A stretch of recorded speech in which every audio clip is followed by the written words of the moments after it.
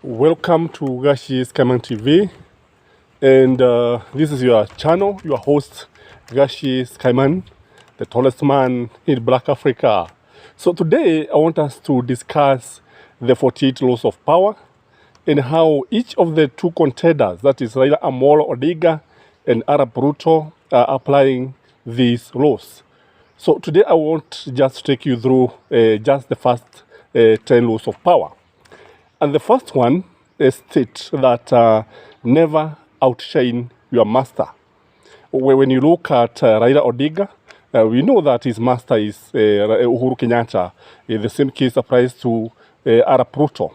But when you look at Arap Ruto, totally he has failed this law because he has already outshined the master. He is the boss. You cannot even tell that Uhuru Kenyatta, popularly known as UK, is his boss. But when you look at Raila Odinga is very cautious. He has never, at any given time, outshined his boss. And even when he was actually the prime minister of this country, he never outshined this law. He never outshined the boss. The person who applied this law very successfully was Arap Moi. Arap Moi was able to use it. He never outshined Kenyatta at any given time. Even Moi Kibaki was able to use it very well. And that is why they were able to succeed. The other one is that the second law, never put too much trust in your friends. Rather try to use your enemies. When you look at Arap Ruto, all his trust is in his friends, especially the Karajan people. People like Kipchumba Arap Murkomen and others like Didi Nyong'o. These are his friends. But most of his trust are in Karajan people. When you look at Raila is also trusting too much his friend. And it's like both of them are failing to use their enemies. If they can use their enemies, that would be the best thing for them to win power. The third rule is that always conceal your intentions. But look at Arap Ruto.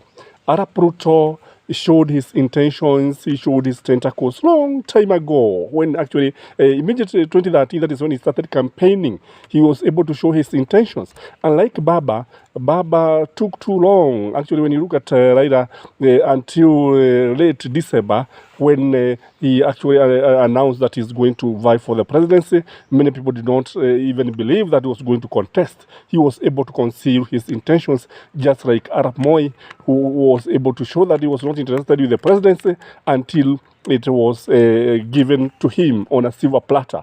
The other thing is that always say less than necessary. Don't talk too much. Look at these two guys.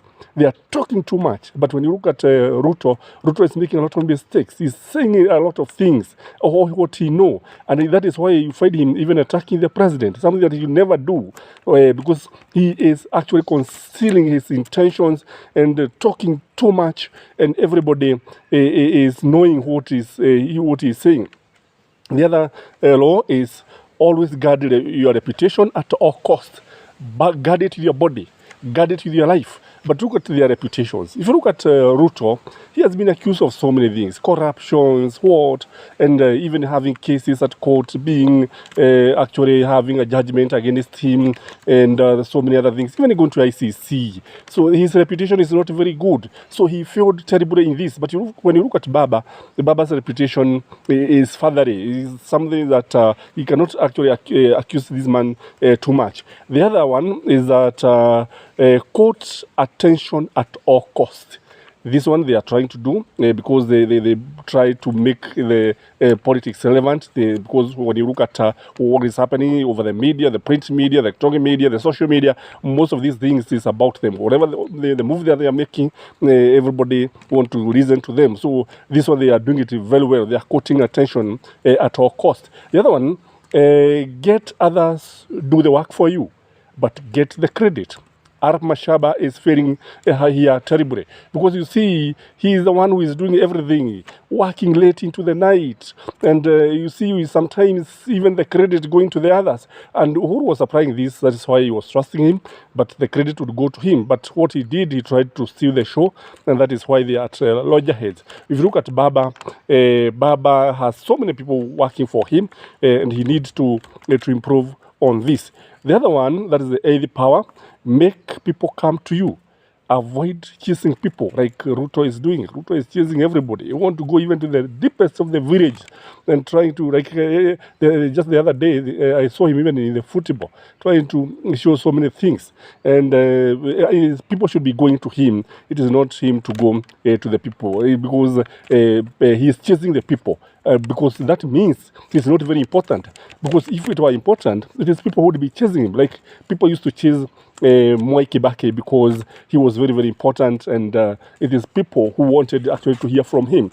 The other thing is that win through actions, but never through the argument. When you look at Ruto, Ruto is very argumentative.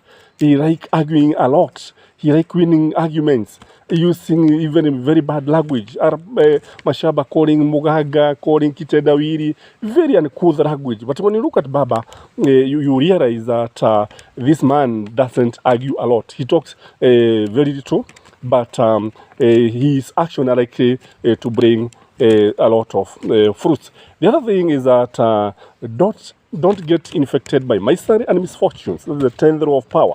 That is, associate yourself with people who are happy. Associate yourself with the winners. Don't associate yourself with the losers.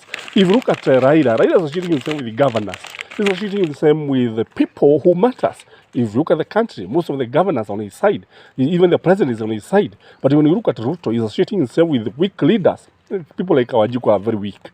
People like Ishong are not very, even people who have questionable characters are surrounding him, like Igoro, what. So this one is making him fail terribly. So over to you, voters. You can actually tell who is going to win these elections, who is applying the 48 laws of power. So tomorrow I want to continue with the 11th up to 20 laws of power, and we shall be able to tell. So if you have just bumped on this channel for the first time, this is Gashi's Comment TV. Subscribe, and those who are subscribed, we are very grateful. Those who are watching us from abroad, those who are continue to comment, we thank you very much. Continue subscribing and have a great day.